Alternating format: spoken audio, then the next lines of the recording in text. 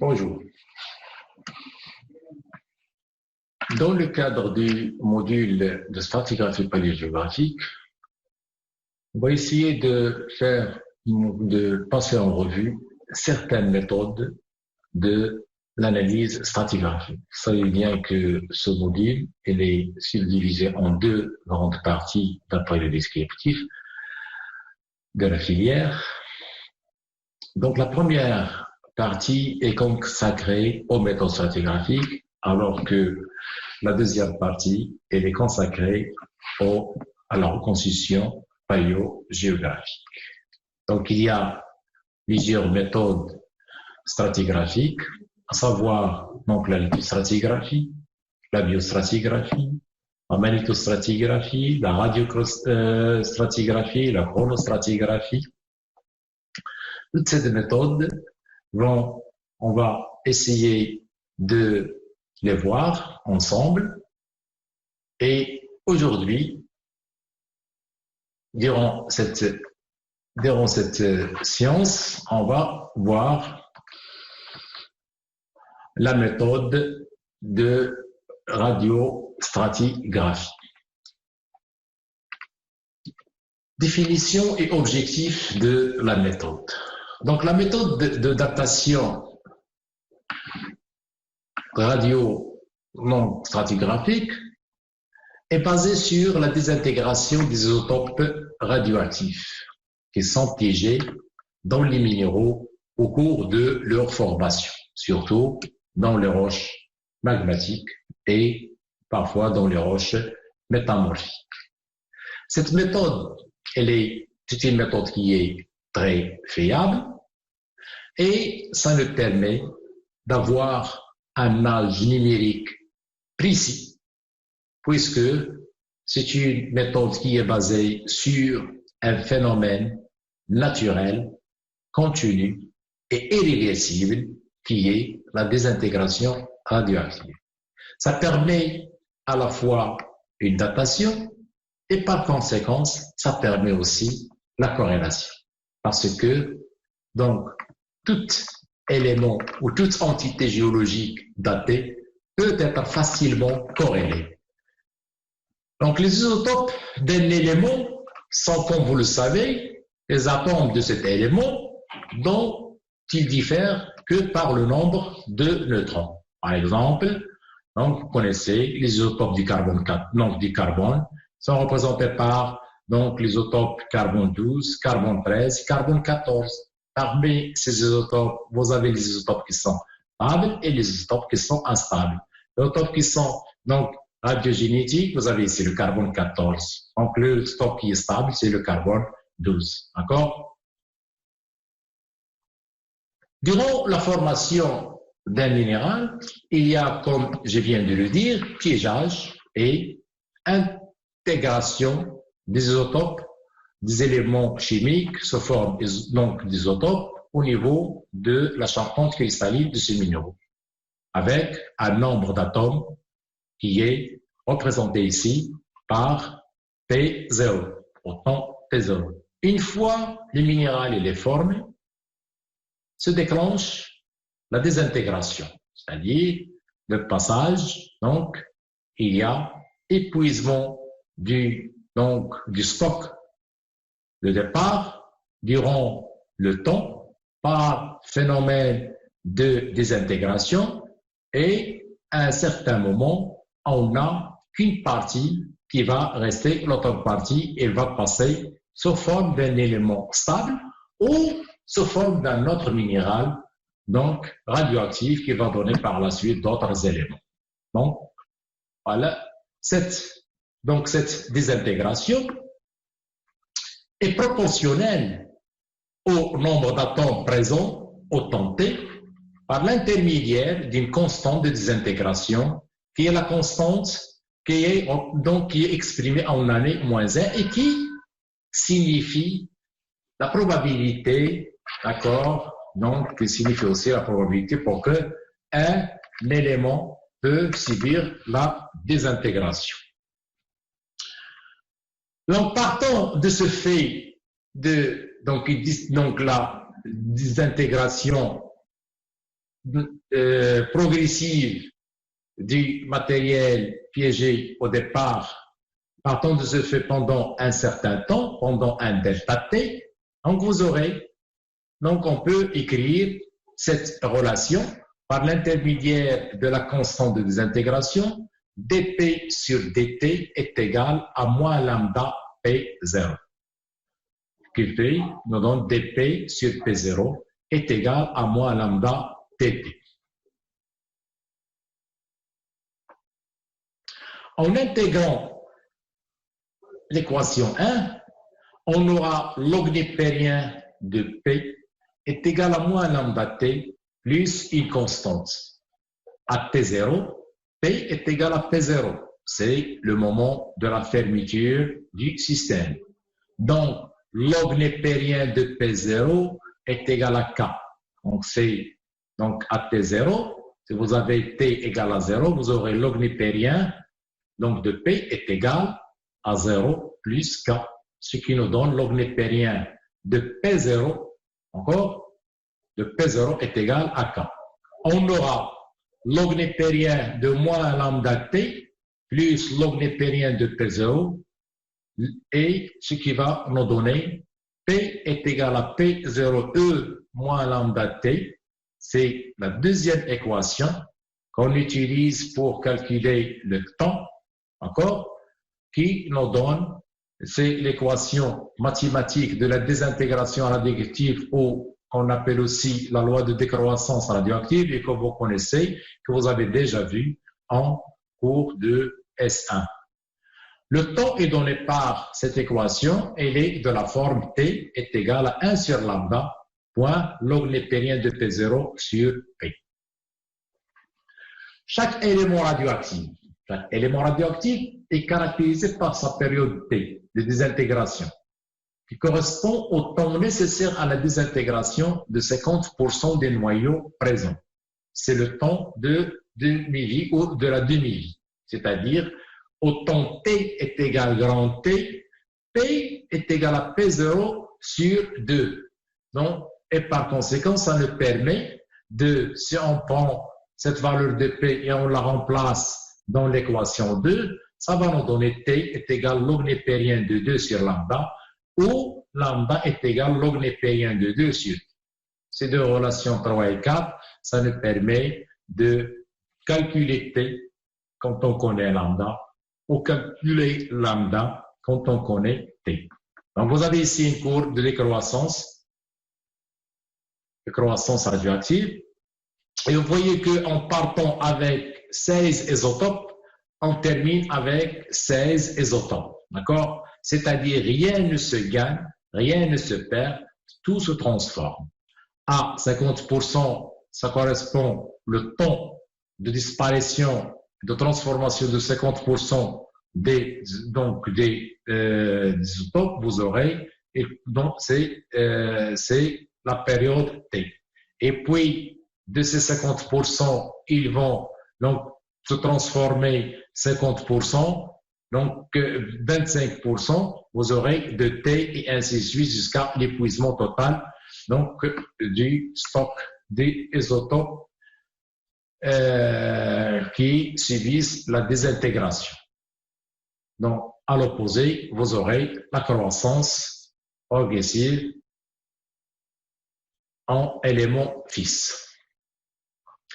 Si dans une roche ou dans un autre matériel adapté, on ne peut pas connaître la valeur P0. C'est-à-dire, on va essayer de voir ici les cas de figure. Les cas de figure qui se présentent devant un géologue ou un archéologue qui veut dater un élément. Il y a beaucoup de cas de figure qui se présentent. Premier cas de figure, c'est dans le cas où une roche ou dans un matériel à dater, on ne peut pas connaître la valeur P0, c'est-à-dire la valeur de départ.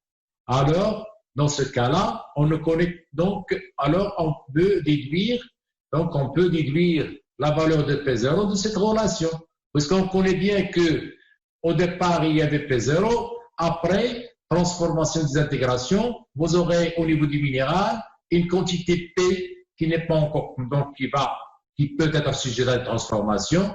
par la suite, et une quantité issue de la transformation qui est radiogénique et que je note sous forme de F avec étoile.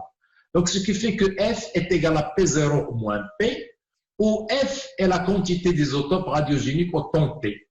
En remplaçant P ou P0 par leur valeur donnée par l'équation 2, on obtient F étoile, c'est-à-dire F radiogénique, est égal à P0 moins P0 E moins lambda T, est égal à P0 facteur de 1 moins E lambda T, et ça va nous donner où P est égal à P sur E moins lambda T est égal à P E lambda T. D'accord? Donc, on aura cette équation. Donc, on aura cette équation qui est T pour calculer le temps dans ce cas de figure. T est égal à 1 sur lambda log népérien de F étoile sur P plus 1. Voilà. Donc, une deuxième équation de calcul de temps. Tout à l'heure, on a vu la première équation, T est égal à 1 sur lambda log népérien de P0 sur P. Ça, c'est le cas de figure où on connaît P0 et on connaît P. D'accord? Là, donc, cette équation, c'est quand on ne peut pas connaître P0. À ce moment-là, on utilise cette équation qui est T est égal à 1 sur lambda log népérien de F étoile sur P. Et ça, c'est le cas de figure, c'est le cas de la méthode. Vous allez voir, ce cas, c'est le cas de la méthode potassium argon. Alors que ce premier cas, d'accord, là, on utilise directement cette équation de temps, 1 sur lambda point log népérien de P0 sur P, c'est dans le cas du carbone 14. Donc, on veut dater par la méthode du carbone 14 qu'on va voir tout à l'heure. Troisième cas de figure. Donc, on a dit le premier cas de figure, c'est le cas de figure du carbone 14. On est P0, on connaît P.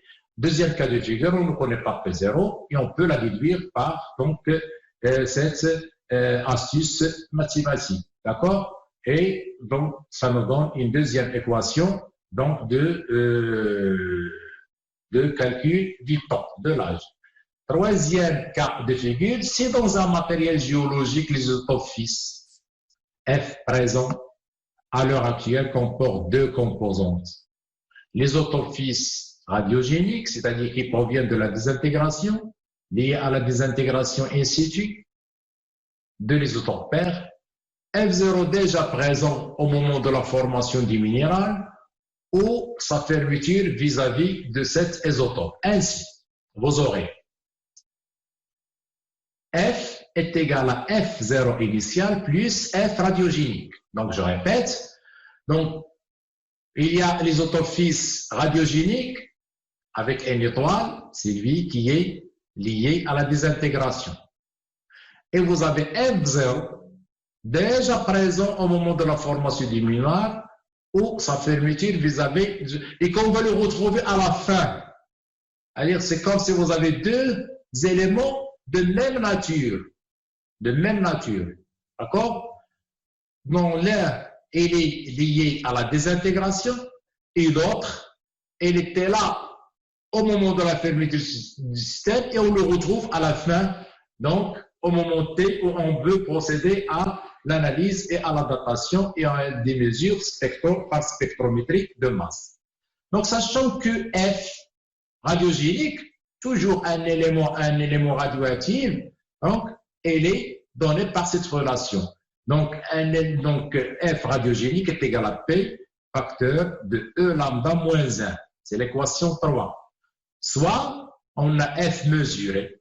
Donc, la F mesurée, c'est-à-dire qu'on mesure à la fin, c'est-à-dire au moment du traitement d'un échantillon, on va mesurer F et les données, donc cette F mesurée, est équivalente de F, c'est-à-dire l'élément F0 initial, et de l'élément radiogénique F étoile, celui-là. Donc celui-là qui est égal à P, donc E lambda T moins 1. À P mesuré, E lambda T moins 1. Maintenant, on va voir, après avoir passé en revue les différents cas de figure qui se présentent devant un géologue essayant de dater par radioactivité, par la méthode radioactive, certains échantillons, ou devant un archéologue. Donc là, on va essayer de voir donc, les trois méthodes donc, de datation. Tout d'abord, la méthode Révidium-Stantion. C'est donc le dernier cas de figure, ça correspond au dernier cas de figure qu'on a traité, c'est-à-dire la diapositive. Donc, ça représente ce cas de figure. Coïncide avec ce cas de figure, c'est-à-dire un matériel dont les isotopes fixes présents à l'heure de traitement ou de datation, il est représenté par deux composantes. Une composante radiogénique et une composante initiale.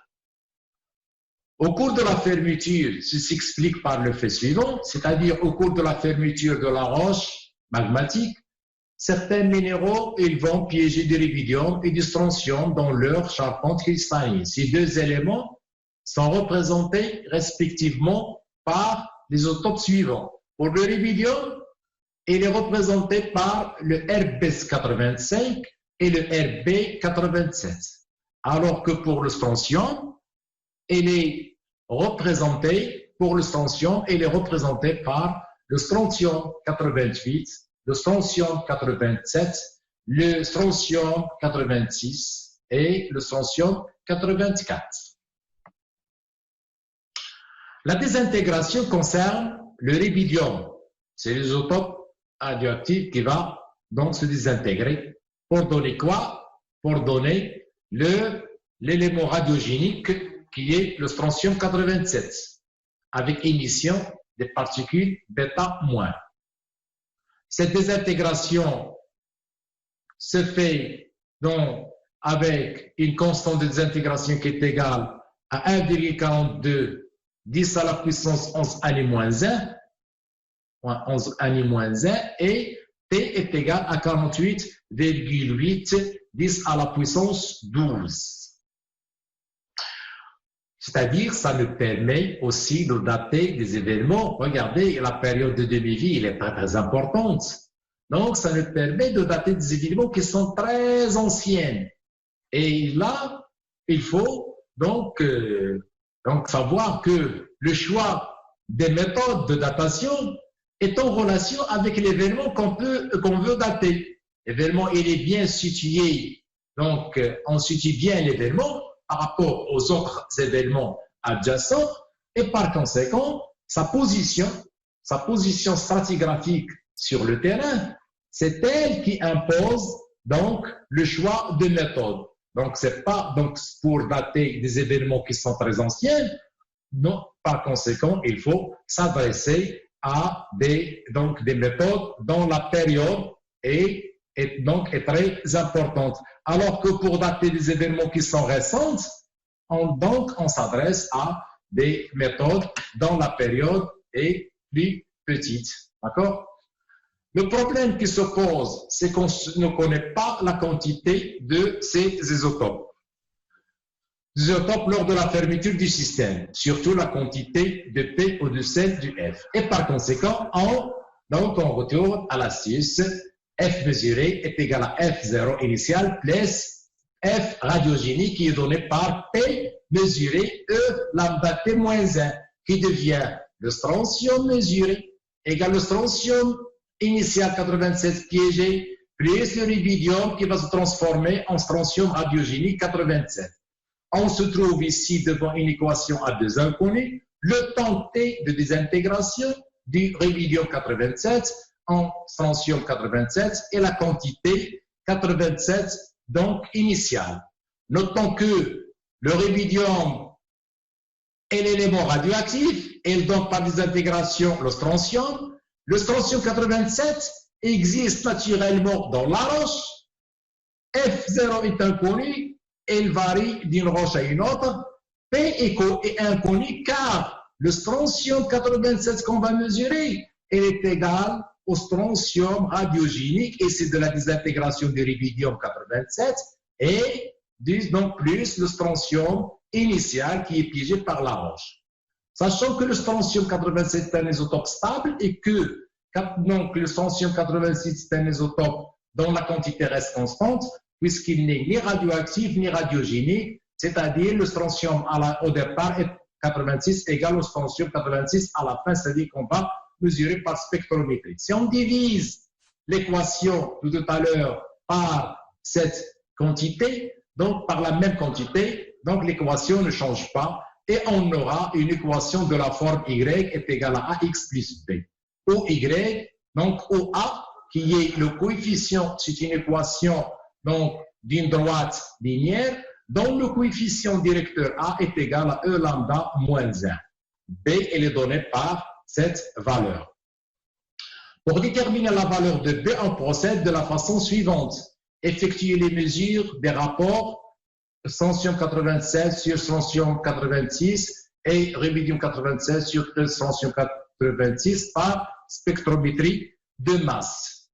Donc, sur plusieurs échantillons, on construit un diagramme et on trace une droite isochrone. On trace une droite isochrone.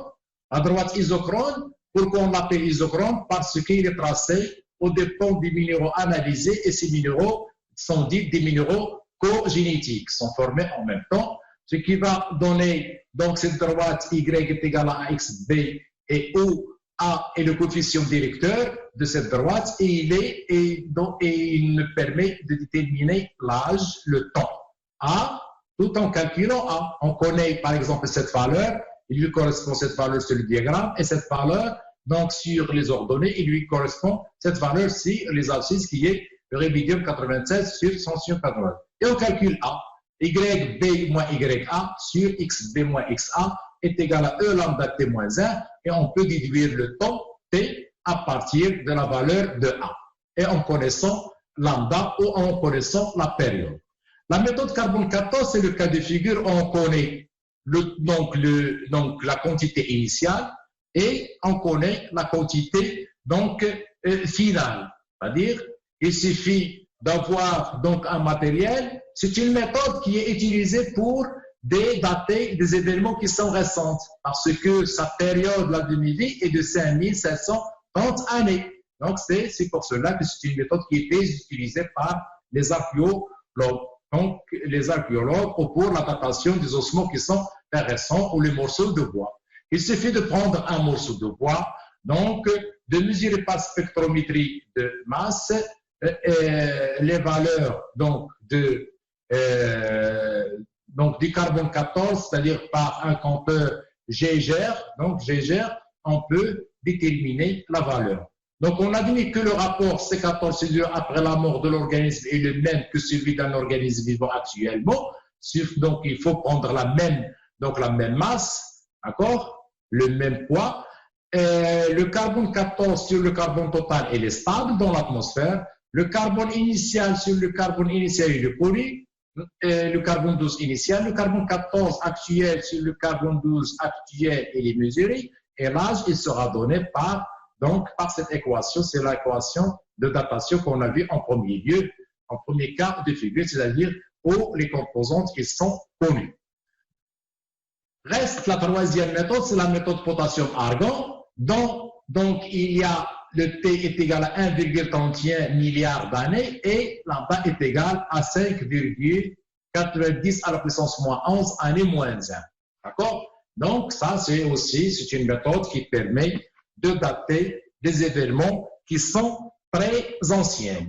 À la fermeture du système, on a P0 est égal à P plus F et en remplaçant P0, donc P est égal à P0E moins lambda T, l'âge sera donné par l'équation de la deuxième cas de figure, c'est-à-dire celui où on a aussi le deuxième cas de figure, on ne connaît pas donc la valeur de départ, de P de départ. T serait égal à 1 sur lambda, l'omniptérien de 1 plus F sur P. D'accord? T est égal par conséquent à 1 sur lambda, l'omniptérien de 1 plus argon 40 sur potassium 40, potassium 40. Voilà en ce qui concerne cette méthode, donc la méthode de datation absolue appliquée en stratigraphie. La prochaine séance, on va essayer de voir une autre méthode qui est celle de la magnétostratigraphie. D'ici là, donc, je vous remercie de votre attention et à la prochaine séance, Inch'Allah.